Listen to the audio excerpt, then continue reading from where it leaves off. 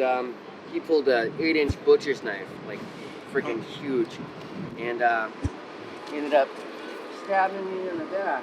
Oh. And I got really lucky to be alive. Barely missed internal organs, and just barely, like, millimeters away from my spine. So I'm lucky I'm not in a wheelchair permanently. I'm glad you're here. I'm lucky to be alive. I'm Joshua, and I ended up becoming homeless because I separated from my wife. She ended up taking our children and moving to Chelmsford, and I was left with basically nothing but my backpack and my wits. And I'd been a part of the homeless community in my younger years, and I knew right away to come to Harvard Square, get the help that I needed, and be able to, live day to day.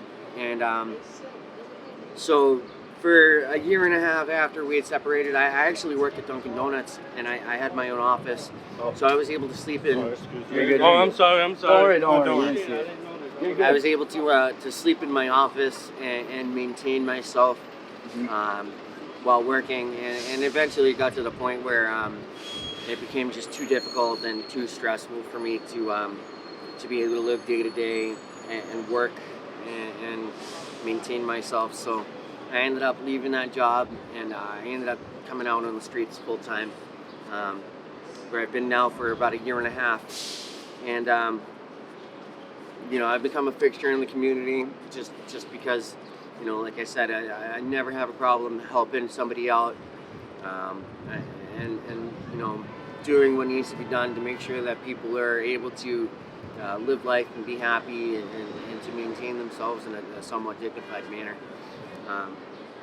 So great. For a year and a half now, I've been out on the streets, and I just recently found out, like I said, that I'm terminally ill, and I got to work on meeting with doctors and getting in touch with an oncologist and seeing about reduction and removal and treatment to maintain myself and to stay healthy as much as possible.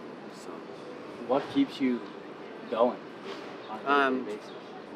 To be honest with you, I mean, although I don't get to physically see them, I video call my kids every single day. I have twin 3.5-year-olds, and their names are Jason and Jackson, and they are absolutely the light in my life. And they literally, if it wasn't for them, I honestly probably wouldn't be here right now. So like they keep me going. They're always first and foremost in my mind, and I think about them all the time. Yeah, and you say it's important to keep going, and of course for them it's important to keep going. Absolutely, Do you often find that on the streets you're tested pretty frequently with like questions of like how to keep going? I can imagine just based on the resources. Absolutely, that's the first thing. Most people don't tend to have a conversation, stop and hang out and want to talk very much. But that's usually the first thing on their mind is like, hey, how do you maintain? How do you keep going? How do you wake up in the morning and think to yourself like, hey, let's get this done. Let's keep on going. And I mean, like I said, my mindset has always been left foot, right foot. You got to keep on going no matter what. It doesn't matter where you're going, or it's how you get there, and you gotta keep going, man. You can't ever let something get you down, and if you do, you can't let it get you down for long. You don't have that ability here, You gotta sometimes push things aside, and just like I said, left foot, right foot, keep it pushing, keep it going. It's key to have that mindset when you're out here. What do you wish people knew about you? I wish more people knew that, although I'm homeless, I'm still a human being. It doesn't hurt to stop and talk and say hello. Like, just because I'm asking for help doesn't make me less of a human being. I see people when I ask for help, hey, can you spare a little change, to help me get a meal, completely ignore me and act like, I don't exist. And my whole, saying to them is like, dude, I'm still a human being. I'm still a person. I still exist. I still, you know, a simple no is all it takes. Hey, I can't really help. I'm sorry. It doesn't take anything but a couple of words to let us know that we still exist. We're still human beings. Yeah. And how do you feel when people do stop and talk to you? Honestly, I mean, it makes me happy to know that there are still people in the world with kindness on their hearts and in their minds. People that still want to help and still take just a few seconds out of their day to say hello, how are you? Here's what I can do. Here's what I can help you with. And I actually literally just had a young man who saw me just a couple of days ago. He gave me a couple of dollars, and he came back up to me today. He remembered my name. He remembered my face. He offered to give me a couple of dollars and to help out, and just that simple gesture was enough to literally brighten up my day and to make me smile and honestly really really happy. Yeah. And if people on the streets could help you, like what are resources or ways in which they could help you on a day-to-day basis? So there are, honestly, as somebody who's been on the streets for as long as I have, there are tons of resources available to us. But, just simply coming up, giving a couple of dollars, a pair of socks, some food, conversation, just letting us know that we are still here, we do still exist, we do still matter, is absolutely super important and super key in us living our day-to-day lives. Yeah. So I guess from this point, I just want to know a little bit more about you and your interests. Like I like talking about the situation to an extent, but I want to get to know you a little bit more. Like what do you like to do? What type of person are you? So I absolutely enjoy riding my bicycle. I do long distance rides. My older brother, who was in the Navy, came back with post-traumatic stress disorder, and he ended up, attempting to take his life a couple of times. His buddy got him on a bicycle, and ever since then, he actually did a cross-country, all-state ride. He literally rode to all 48 lower states of the United States. And honestly, I've always wanted to be like my older brother. He's kind of my hero, even though I can't really tell him that. So I've always tried to be like him in a way. So I mean, I recently just did an 88-mile ride, 40 miles there and 40 miles back, from Boston to Hampton Beach, New Hampshire. Oh my and God. I actually, honestly, currently have a trip planned to Maine from Boston. It's going to be 190 something miles there and back over the course of 4 days. And so riding bikes has always been an interest of mine. I've always been big into motorcycles. I had one up until I became homeless, and so motorcycles, anything on wheels, honestly.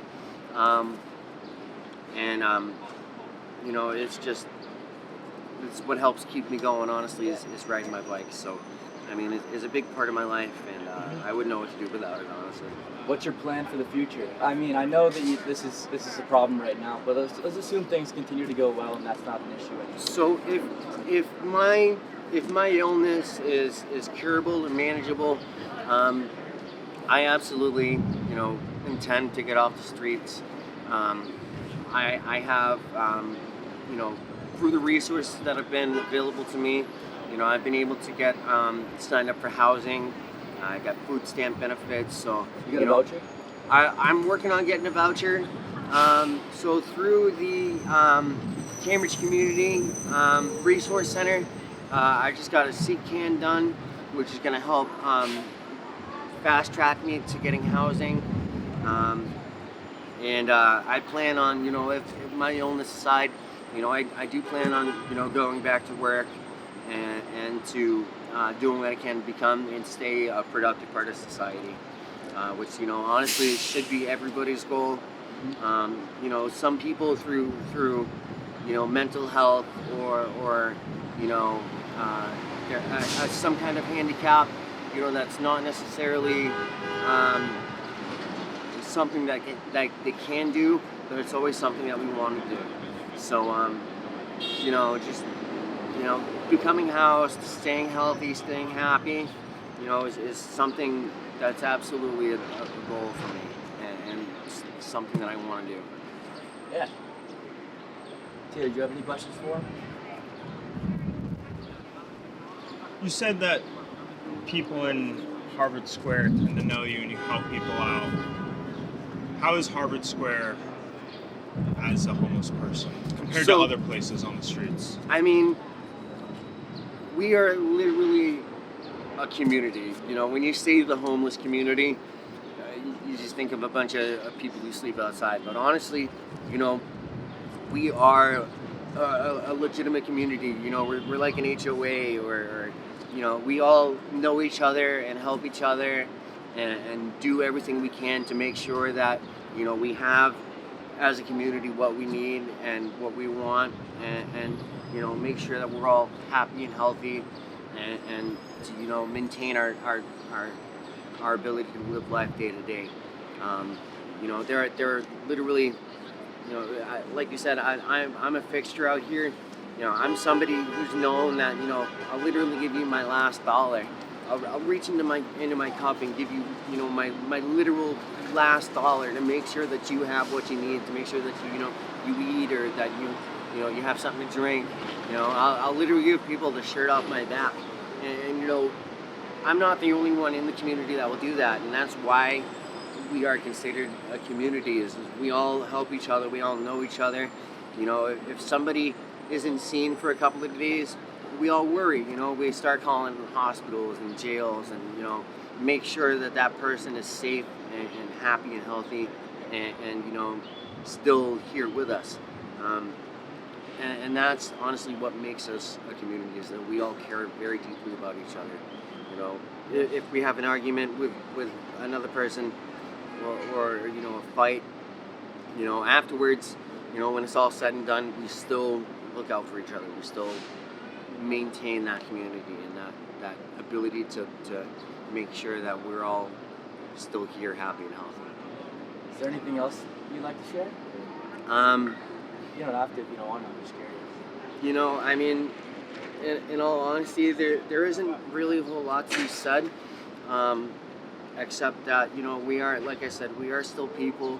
We still live and breathe, and need the necessities that anybody else does, and if people could see that and understand that, be it through mental health or addiction, we end up in this position.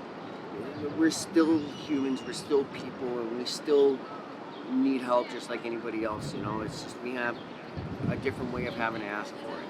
Yeah. So treat us as such. It doesn't hurt to have a conversation, stop and say hi. To understand that we are still people, and we have the same needs and wants as people who are housed and not on the streets. Yeah. All right. I don't know.